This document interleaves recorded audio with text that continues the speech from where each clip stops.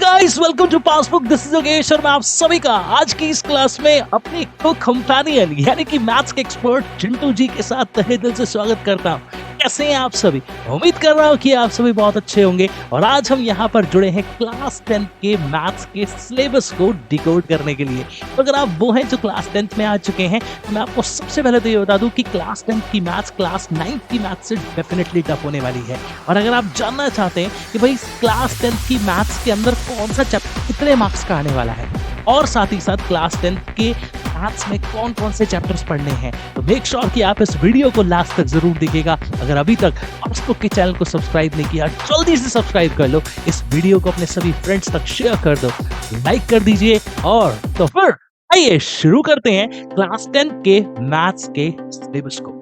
देखिए, क्लास 10 का मैथ्स के सिलेबस का सबसे पहला चैप्टर आपका रियल नंबर्स रहने वाला है। बहुत ही अमेजिंग चैप्टर है, छोटा चैप्टर है, क्रिस्प चैप्टर है। अगर आपने ध्यान दिया तो ये चैप्टर आपका हो सकता है। चैप्टर नंबर 2 रहेगा student polynomial. Once again a very small chapter, छोटा चैप्टर है, छोटी छोटी चीजें हैं, जीरोस वगैरह फाइंड आउट करने आते हैं। अगर आपने ध्यान दिया, वंस अगेन ये चैप्टर बहुत ईजी होने वाला है।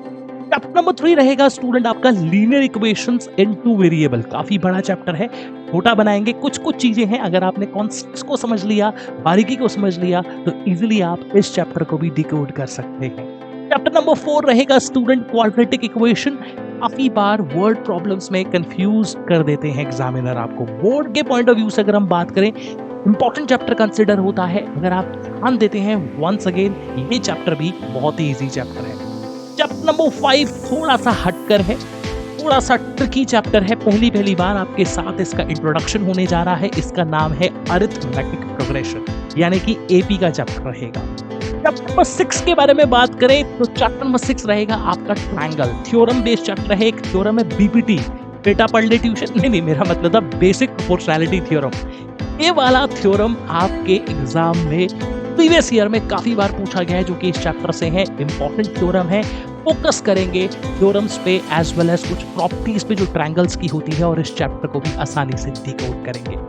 बात करेंगे स्टूडेंट चैप्टर नंबर 7 के बारे में, तो ये भी एक अगेन इंपॉर्टेंट चैप्टर है। कोऑर्डिनेट ज्योमेट्री अच्छा चैप्टर है। अच्छे लेवल के क्वेश्चंस जो हैं वो इस चैप्टर से भी आपसे पूछे जाते हैं। बात करेंगे चैप्टर नंबर 8 के बारे में। जी हाँ, यही है वो जिसका डर आपके माइंड में काफी बार आपके सीनियर्स ने या फिर किसी बड़े ने बिठाया जरूर होगा एक बार। तो इसका नाम है स्टूडेंट इंट्रोडक्शन टू ट्रिगोनोमेट्री।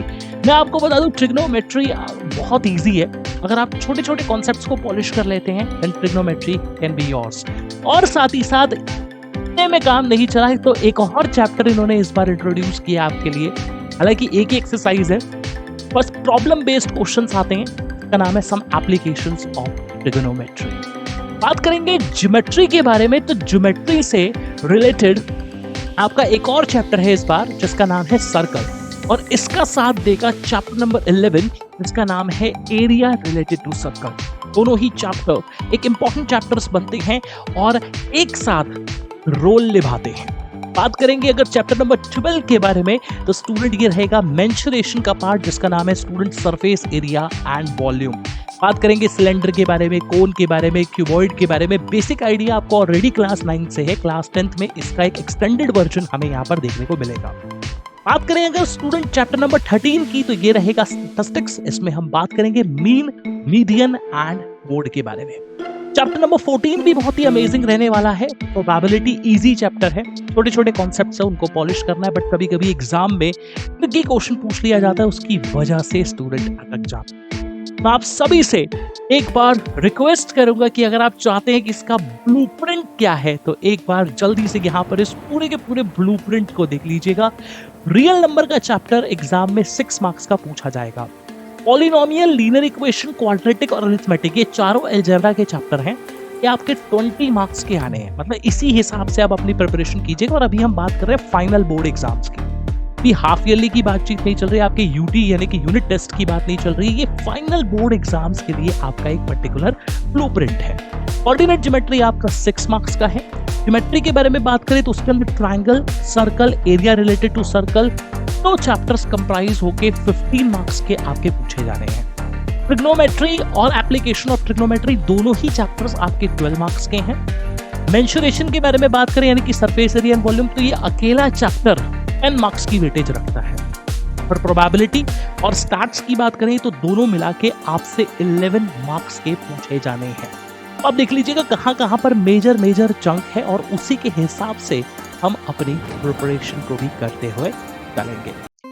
तो भाई ये थी बस आज की क्लास, और अब मैं आपसे इंट्रोड्यूस करना चाहूंगा लाइफ लाइन्स को। ये लाइफ लाइन्स क्या है स्टूडेंट?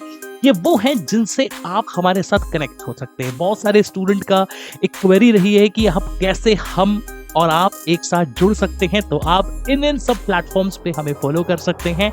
और साथ ही साथ अगर आप चाहते हैं कि क्लास 10 का फुल यहाँ पर मैथ्स का कोर्स आप डिकोड कर पाएं, डिस्क्रिप्शन में एक गूगल फॉर्म दिया हुआ है।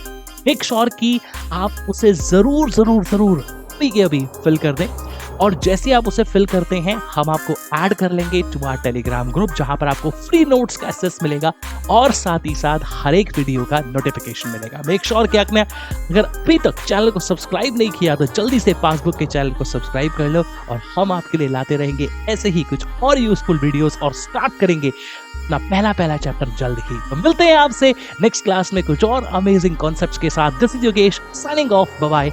Take a very good care of yourself. And yeah, guys, do not forget to convert your worry time into study time.